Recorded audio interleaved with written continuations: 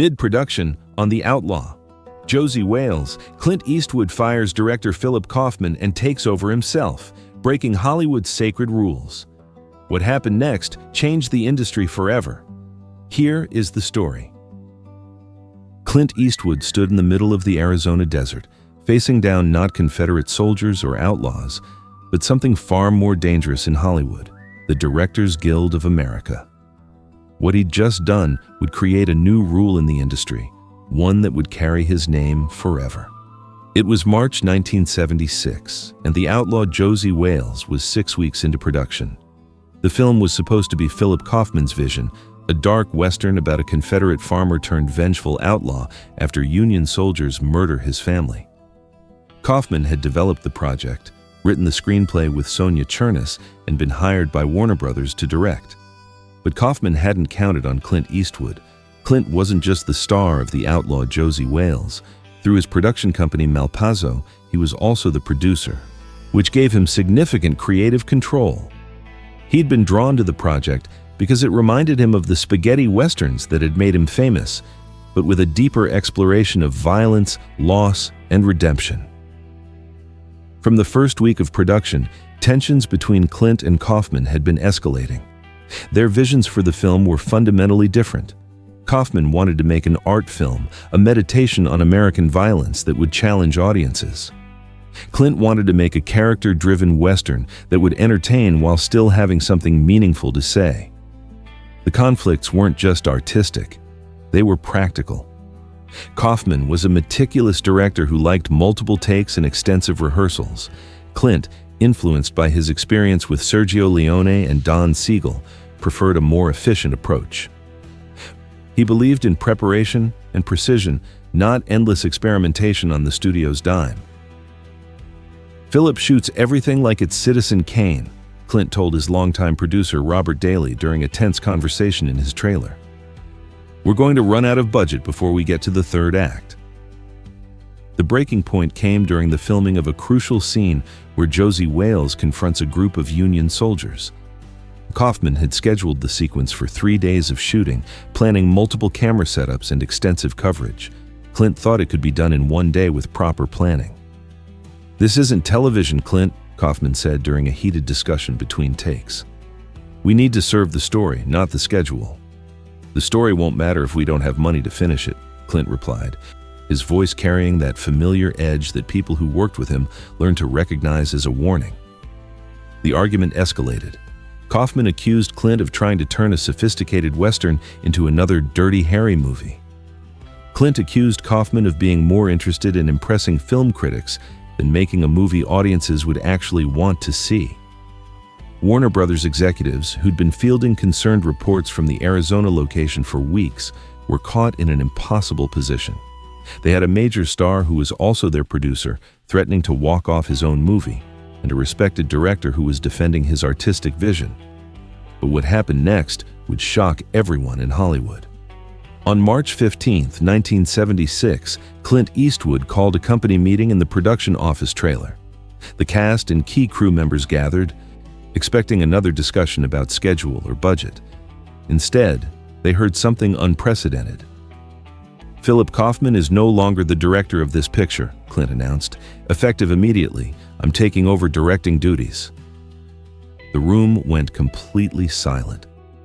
In Hollywood's hierarchy, firing a director mid-production was extremely rare and politically dangerous. Directors were protected by the Directors Guild of America, one of the most powerful unions in the industry. What Clint was doing could have serious consequences. "You can't just fire a director and replace yourself," said assistant director James Fargo, who would later direct several films himself. "The DGA will shut down the production." "Then we'll deal with the DGA," Clint said simply. "Right now, we have a movie to finish." Kaufman, when informed of Clint's decision, was furious. "This is a hostile takeover," he told reporters who'd gotten wind of the story. "Eastwood is destroying the collaborative process that makes great films possible." But Clint had already made his calculations. As the star and producer, he had enough leverage with Warner Brothers to force their support. The studio, faced with a choice between backing their bankable star or their artistic director, chose commerce over art. The Directors Guild of America immediately filed a complaint. Under DGA rules, a producer couldn't simply fire a director and take over himself without going through proper procedures. There were protocols, arbitration processes, contractual obligations. What Eastwood did violates every principle we stand for, DGA President George Stevens Jr. told the trades. If we allow this precedent, it opens the door for stars to hijack any production they don't like. The Guild threatened to shut down the production, to blacklist Clint from directing future films, to make him a pariah in the industry.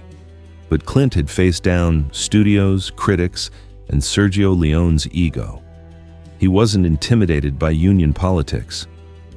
"I have a responsibility to the investors, to the crew, and to the audience," Clint told reporters during a rare press conference at the Arizona location.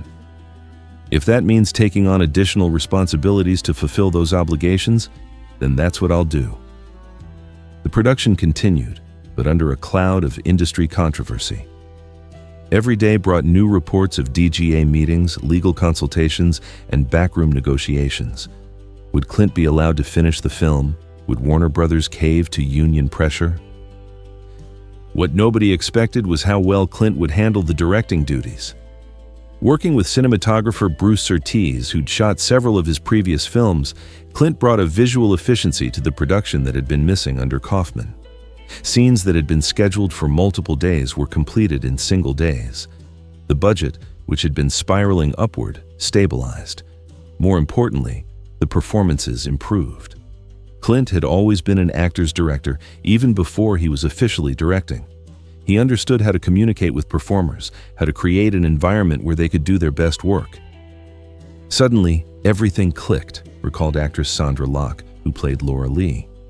Clint knew exactly what he wanted, and he knew how to get it quickly and efficiently. The film wrapped on schedule and under budget, a rarity for a production that had been in turmoil. But the real test would be the DGA's response. The Directors Guild deliberated for months. Clint's actions had clearly violated established protocols. He'd fired a director without proper cause and assumed directing duties without Guild approval. By their rules, he deserved significant punishment. But the Guild also had to consider the practical realities. The Outlaw Josey Wales had been completed successfully. Warner Brothers was happy with the results. The crew had been paid, and no one had been hurt by Clint's decision except Philip Kaufman's pride and the Guild's precedent. In the end, the DGA reached a compromise that satisfied no one but solved everyone's immediate problems. Clint would be fined $60,000 for violating Guild protocols.